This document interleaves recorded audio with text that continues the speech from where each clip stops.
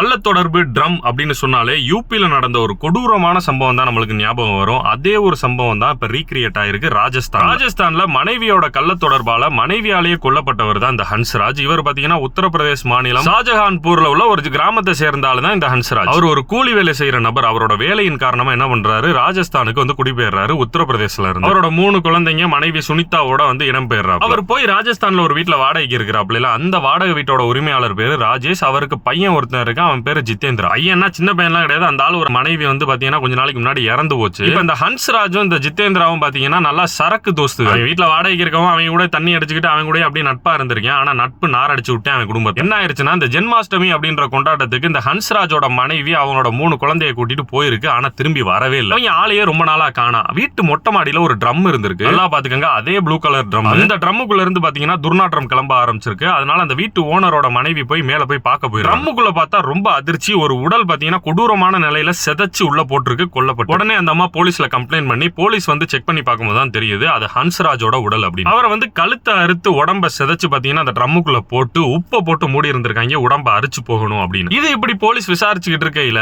அந்த ஓனர் அம்மா வந்து அப்பதான் யோசிச்சிருக்காங்க, எங்க நம்ம மகனையும் காணா, யார ஜிதேந்திரா. அப்பதான் தெரிய வருது அந்த மனைவி சுனிதா இருக்குல்ல, அதாவது ஹன்ஸ்ராஜோட மனைவி சுனிதா அந்த 3 குழந்தைகளை கூட்டிட்டு ஜிதேந்திராவோட ஓடணும்னு நினைச்ச நாதாரி சும்மா ஓடாம அப்பாவி ஹன்ஸ்ராஜையும் கொலை பண்ணி புதைச்சிட்டு போயிருக்கா ட்ரம். இதை கேட்கிறப்ப அந்த யூபியில அந்த கடற்படை அதிகாரி கொல்லப்பட்ட சம்பவம் ஞாபகம் வருதுல. அதே ப்ளூ ட்ரம், அங்க சிமெண்ட் இங்க உப்பு, வேற ஒன்னும் வித்தியாசம் இல்ல.